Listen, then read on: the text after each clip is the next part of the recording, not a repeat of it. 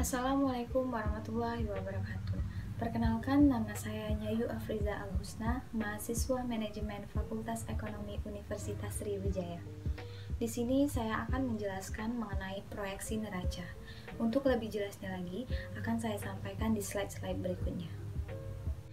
Baiklah, untuk pertama yaitu pengertian proyeksi neraca. Proyeksi neraca merupakan tahap akhir dari seluruh tahap yang harus dilalui untuk menyusun anggaran induk suatu perusahaan. Proyeksi neraca baru dapat disusun jika anggaran parsial lainnya telah selesai disusun berdasarkan anggaran parsial yang dimiliki suatu perusahaan. Barulah perusahaan dapat menyusun proyeksi neraca. Jadi, proyeksi neraca adalah prediksi jumlah dan rincian kekayaan yang akan dimiliki perusahaan beserta seluruh kewajibannya, baik kepada kreditor maupun kepada pemegang saham pada satu periode tertentu di masa mendatang. Selanjutnya, perbedaan proyeksi neraca dengan anggaran parsial lainnya. Mengingat sangat dipengaruhinya proses penyusunan anggaran neraca oleh faktor-faktor lain yang harus terjadi terlebih dahulu sebelum menyusun anggaran neraca, maka lebih tepat kalau neraca yang direncanakan perusahaan dalam satu periode tertentu di masa mendatang disebut dengan proyeksi neraca daripada anggaran neraca. Karena proyeksi adalah taksiran apa yang akan terjadi jika suatu kondisi atau situasi yang lain terjadi terlebih dahulu, dan proses penyusunan neraca yang direncanakan sangat ditentukan oleh kondisi lain atau faktor lain yang harus terjadi terlebih dahulu. Perbedaan lain antara proyeksi neraca dengan anggaran parsial lainnya adalah mulai dari anggaran penjualan sampai dengan anggaran biaya. Semuanya merupakan anggaran yang disusun dan akan dikerjakan pada sepanjang periode anggaran tersebut selama 1 tahun. Sedangkan anggaran neraca adalah anggaran pada akhir suatu periode tertentu atau anggaran yang disusun setelah anggaran lain telah diselesaikan. Secara umum, neraca terdiri dari dua bagian besar, yaitu sisi aktiva dan sisi pasiva. Sisi aktiva berisi daftar kekayaan perusahaan beserta rincian jenis dan jumlahnya, sedangkan sisi pasiva berisi kewajiban perusahaan kepada pihak kreditor dan kepada pemegang saham atau kepada pemilik perusahaan. Hal lain yang perlu diperhatikan dalam penyusunan proyeksi neraca adalah urutan penyusunan rekening. Rekening-rekening aktiva disusun berdasarkan urutan likuiditasnya, yakni taksiran kecepatan aktiva tersebut dapat menjadi uang tunai. Semakin mudah dan semakin cepat aktiva menjadi uang tunai, maka semakin didahulukan proses pencatatannya di dalam neraca. Sedangkan sisi kewajiban, urutannya dimulai dari kewajiban yang lebih dahulu jatuh tempo dan yang paling lama jatuh tempo. Berikut adalah elemen neraca. Seperti yang kita ketahui tadi, bahwa neraca terbagi menjadi dua bagian besar, yaitu sisi aktiva dan sisi pasiva. Sisi aktiva terbagi menjadi 5 kelompok. Yang pertama, aktiva lancar. Aktiva lancar adalah semua harta perusahaan yang diharapkan dapat berubah menjadi uang dalam tempo 1 tahun. Aktiva lancar terdiri dari kas, surat-surat berharga, piutang usaha dan piutang wesel, piutang karyawan, persediaan, biaya-biaya yang dibayar di muka, perlengkapan usaha, dan lain-lain. Yang kedua ada investasi jangka panjang.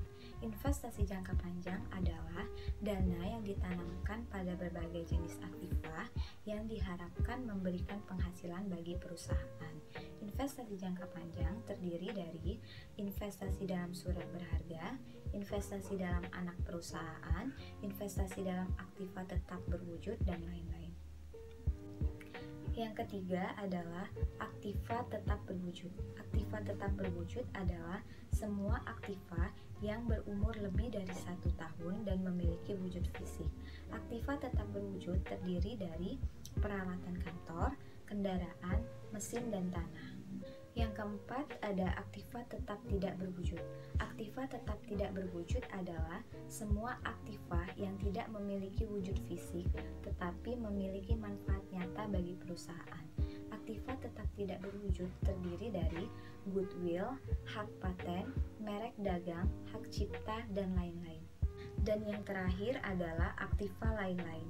Aktiva lain-lain adalah aktiva yang tidak dapat dikelompokkan pada kelompok aktiva di atas. Aktiva lain-lain terdiri dari titipan kepada penjual dan bangunan dalam pengerjaan. Selanjutnya pada sisi pasifa, yaitu hutang. Hutang terbagi menjadi 3 kelompok. Yang pertama, hutang lancar. Hutang lancar adalah kewajiban perusahaan yang akan jatuh tempo dalam waktu setahun. Hutang lancar terdiri dari hutang usaha, hutang wesel, dan hutang pajak.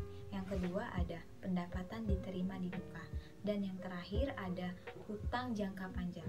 Hutang jangka panjang adalah kewajiban yang jatuh tempo lebih dari setahun. Hutang jangka panjang terdiri dari hutang bank, obligasi, dan lain-lain. Dan yang terakhir ada ekuitas. Ekuitas pemilik adalah semua kewajiban perusahaan kepada pemilik perusahaan. Ekuitas pemilik terdiri dari modal atau modal saham dan laba ditahan. Setiap elemen neraca, baik di sisi aktiva maupun di sisi pasifa, dipengaruhi secara langsung oleh anggaran parsial yang lain atau oleh kondisi yang lain. Karena itu, perlu diketahui dengan baik faktor-faktor yang mempengaruhi elemen-elemen di dalam neraca.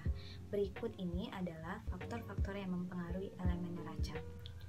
Dari tabel di atas, terlihat bahwa proyeksi neraca pada akhir suatu periode tertentu sangat dipengaruhi oleh saldo awal periode setiap elemen yang ada pada neraca. Itu berarti neraca pada awal tahun akan berpengaruh langsung pada proyeksi neraca pada akhir periode tersebut. Berikut merupakan contoh dari neraca. Seperti yang sudah dijelaskan, bahwa di dalam neraca terdiri dari sisi aktiva dan sisi pasifa, di mana sisi aktiva merupakan kolom harta yang berisi semua harta kekayaan perusahaan, sedangkan pada sisi kanan terdapat kolom pasifa, yaitu kolom hutang dan kolom modal, yang menunjukkan sumber-sumber pembiayaan yang digunakan perusahaan, apakah dari modal sendiri atau modal hutang.